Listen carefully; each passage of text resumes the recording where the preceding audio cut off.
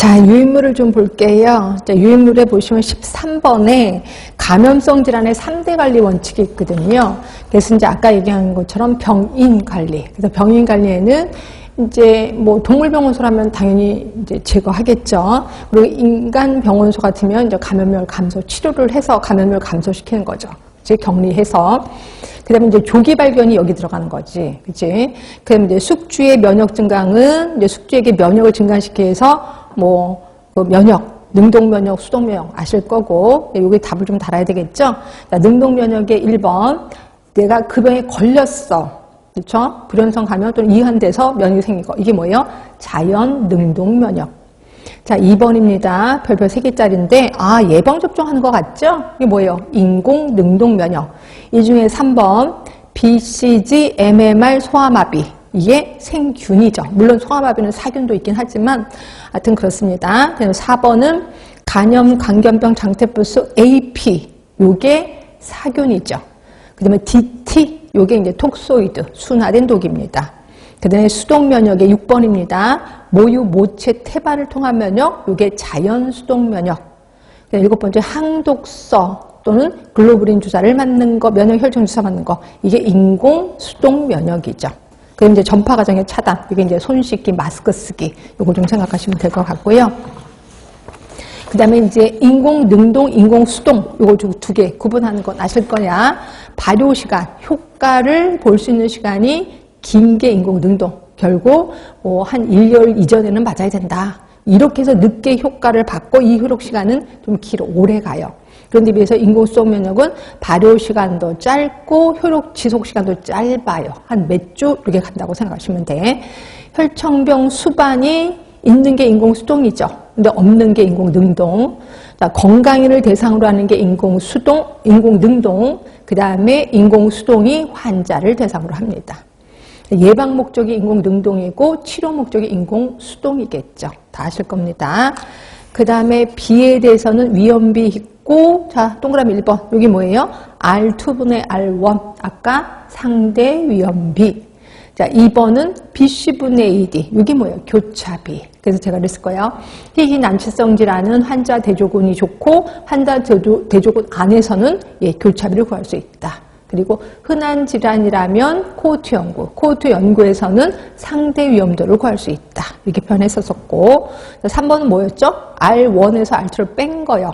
이게 귀속 위험비라고 얘기를 하는 거지. 그 다음에 15번의 1급, 자, 인체 발암 물질. 실험 동물에게는 물론 인간에게도 암을 유발하는 거 1급입니다. 이 A는 실험 동물에는 분명히 암을 유발시켜. 근데 인간에게는 충분한 연구 결과가 없는 거. 이 A. 자, 이 B는 사람에게 암을 유발시키는 가능성이 있는 물질.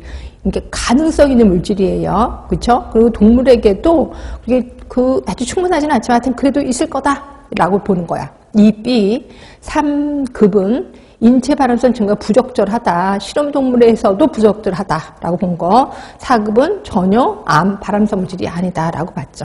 이렇게 해서 1급, 2A, 2B, 3급, 4급 이렇게 나눠지는 거죠. 자, 이것도 마저 할게요. 비만 측정하면은 자, 맨 처음이 켈러 맞지? 응. 학령기가 아니야. 카우프지. 카우프부터 시작하겠지? 카우프 지수. 그 다음이 렐러 지수. 그 다음이 브로카. 그 다음에 BMI. 요 순서입니다. 그래서 얘는 영유아기고, 학령기고, 학령기 이후고, 이제 이게 성인 쪽이라고 보시면 되고, 얘는 미터의 제곱분의 kg 였을 거예요. 그렇죠? 그리고 카우프가 센티미터의 제곱분의 kg. 예, 곱하기 10의, 그치, 10의 4승. 그런데 그래서 얘는 센티미터의 3제곱인가? 예, 3제곱분의 kg 곱하기 10의 7승 였고, 브로카가 표준 체중분의 실제 체중 마이너스 표준 체중. 네, 그렇게 해서 기억해 주시면 되고요. 거기다 써 주시면 돼. 그치? 그래서 하나 써 주시고, 특히 BMI 같은 경우에는 몇 이상을 비만이라고 하냐면 25 이상. 이거는 동양인이 그렇습니다. 서양인은 30부터거든요. 동양인은 25 이상부터를 비만, 그러니까 비만 1단계 25를 써주시면 되는 거죠. 그리고 집단검진의 평가 도구의 신뢰도, 타당도 있습니다. 이거 그냥 보시면 될 것 같고요. 여기까지가 이제 저번에 나눠드렸던 유인물 다 끝난 거고, 오늘 유인물에서는 문제 없습니다. 시간이 좀 없어서 만약에 시간이 남는다면 다음 주에는 이제 문제 좀 줄 거고, 아직 요번에는 없습니다. 일단 책은 223쪽. 64번이에요. 자, 저항력 면역에 대한 설명을 옳지 못한 거. 타인이 생성한 항체를 전달받아서 형성된 면역을 수동 면역. 맞지? 정확히 따지면 인공 수동 면역이긴 해. 근데 하여튼 수동 면역 맞는데. 2번. 항원에 노출된 적이 없어도 모유수를 통해서 항원에 대한 면역을 가질 수 있다. 맞죠? 그치? 수동 면역은 효과가 즉각